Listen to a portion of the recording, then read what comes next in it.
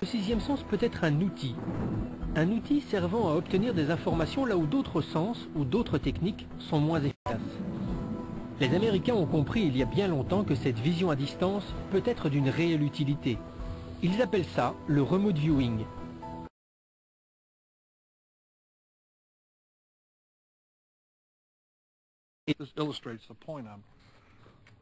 Fort de cette expérience, Stephen Schwartz va réaliser un test original.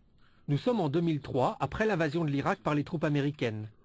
Lors d'une conférence, il propose au public de décrire les circonstances de la future capture de Saddam Hussein. Il synthétise leurs réponses et les met sous scellé. 5 semaines plus tard, Saddam est arrêté. Ce sont des personnes tout à fait ordinaires, comme celles qui regardent ce documentaire, à qui j'ai demandé ceci. Décrivez les conditions, les circonstances et l'endroit au moment où les troupes de la coalition ou les troupes américaines trouveront Saddam Hussein.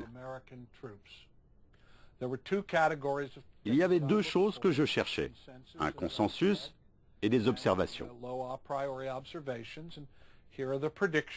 Voici les prédictions et les preuves. Les voyants à distance ont dit de façon consensuelle que Saddam Hussein serait trouvé derrière une maison ordinaire, dans les abords d'un petit village, à côté de la ville de Tikrit. La maison fera partie d'un petit complexe, bordé d'un côté par une route de terre et de l'autre par une rivière proche. Voici une photo satellite. Et voici la rivière décrite par les voyants à distance. Et voici la route, et puis le petit complexe à l'intérieur de ce cercle rouge, exactement comme ils l'ont décrit. Voici le dessin d'un des voyants à distance. Voici la route qui longe le complexe. Ils l'ont dessiné. Voyez la route. Et voici cette drôle de maison qui fait partie du complexe. Ce qui m'interpelle, c'est cette partie comme un deuxième étage juste au-dessus de la porte que l'on retrouve sur le dessin. Regardez ici la porte. Maintenant, je peux aussi parler de leurs erreurs. Ils voient beaucoup de fenêtres, et en effet, il y en a, mais pas autant. Ce n'est pas comme une photo. Par contre, c'est intéressant de retrouver ces 2 arbres qu'ils ont décrits. En voici un et l'autre ici. Ils ont dit qu'Hussein ressemblera à une personne sans abri. Je n'aurais jamais été d'accord avec ça, mais ils le disaient de manière consensuelle.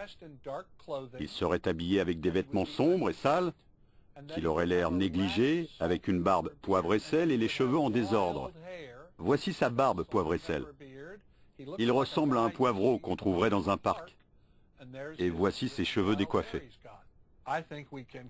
Je pense que nous pouvons conclure que ces déclarations n'ont pas pu être obtenues au hasard.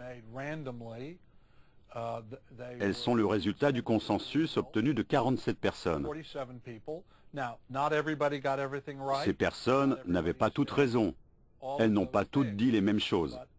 Mais, comme dans une enquête journalistique, après un attentat terroriste ou un accident de la route, ou lors d'une enquête de police qui cherche à résoudre un crime, nous avons utilisé les mêmes techniques. À savoir, les individus ont été questionnés séparément et leurs témoignages ont été recueillis indépendamment.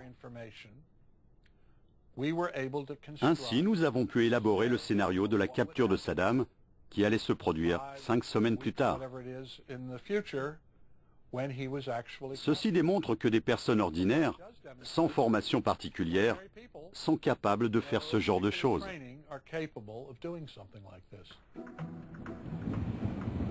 Il existe donc des personnes ordinaires capables de décrire les détails de la capture de Saddam Hussein plusieurs semaines à l'avance. Mais aussi des remote viewers qui aident à trouver des sites archéologiques à distance et en 20 minutes. J'apprends que ce sixième sens n'est pas seulement utilisé aux États-Unis.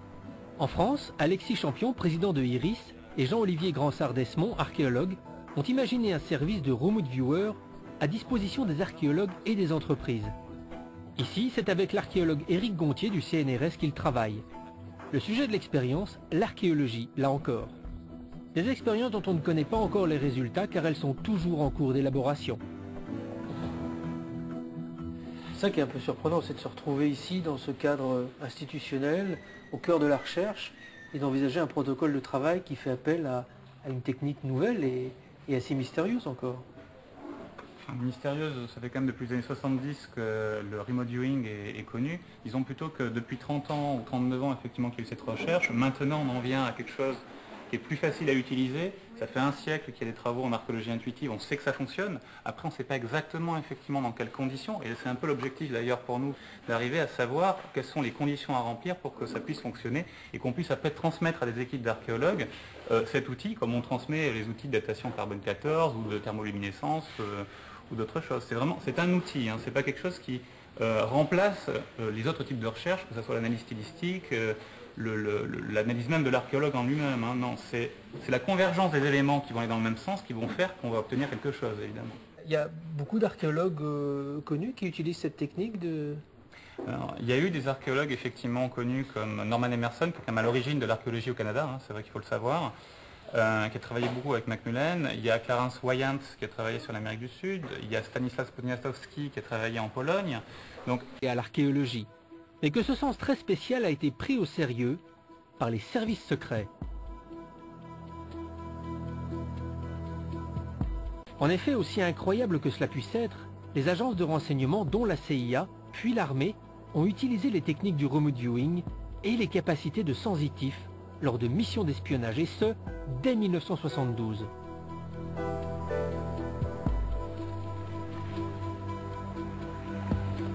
L'un des premiers espions remote viewers recrutés pour ce programme s'appelle Joe McMoneagle. Ce militaire, aujourd'hui à la retraite, habite en Virginie. C'est l'un des remote viewers les plus décorés des États-Unis. Yes, yes. Thank you.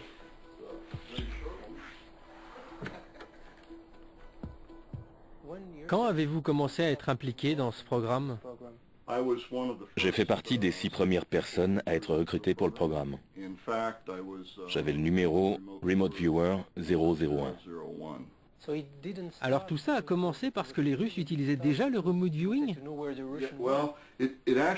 Ça a commencé car on a reçu un rapport disant que les Russes utilisaient des espions psychiques pour nous espionner. Mais nous n'avions aucune idée de l'efficacité que cela pouvait avoir. Nous avons donc décidé de mettre en place un petit projet d'étude pour voir si ça marchait vraiment. Puis, comme ça s'est avéré être très efficace, nous avons commencé nous-mêmes à utiliser ces capacités dans ce domaine. Vous avez fait beaucoup de missions, pouvez-vous nous parler de l'une d'entre elles ? Au moment de la guerre froide, dans le nord de l'Union soviétique, il y avait un bâtiment à environ 1000 mètres de la mer, entouré de grillages et très bien surveillé.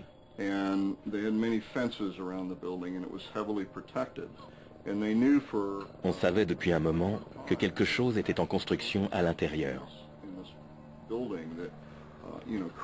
Mais nous ignorions de quoi il s'agissait. J'ai été le premier à travailler sur ce projet.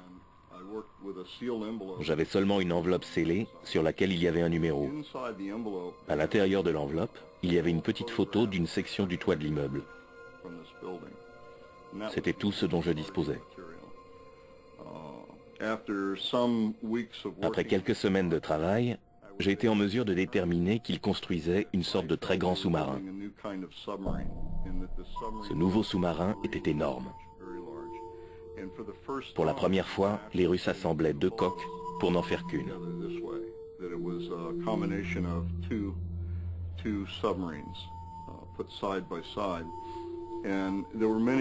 Ce nouveau sous-marin présentait de nombreuses avancées technologiques. Le mécanisme de transmission, le genre de torpille, le type de construction, une forme novatrice de lancement des roquettes qui ne se faisait plus verticalement mais sur un plan incliné. Cela représentait des changements technologiques complets. Au début, le Conseil national de sécurité n'a pas accepté cette information. Il considérait que c'était de l'ordre du fantasme. Cela m'a énervé, alors j'ai répondu que le lancement de ce fantasme aurait lieu dans 120 jours. Et donc 120 jours plus tard, à l'aide des satellites, ils ont détecté un énorme sous-marin neuf dans le port. C'était le sous-marin russe Typhoon. Les soutes étaient ouvertes car il chargeait les roquettes, les torpilles et toutes les provisions pour la première plongée. Nous avons récolté plus d'informations sur ce sous-marin en 3 ou 4 jours que sur tous les autres sous-marins dans l'histoire.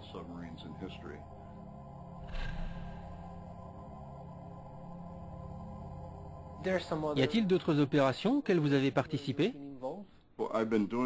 Ça fait 31 ans que je fais ça. J'étais certainement le seul remote viewer à avoir participé aux opérations d'espionnage pendant la durée totale de l'existence du programme, soit 19 ans et demi. Donc en fait, j'ai fourni des informations sur littéralement des centaines et des centaines d'affaires, portant par exemple sur un kidnapping, jusqu'à la localisation d'un navire en mer transportant des munitions ou du matériel illégal.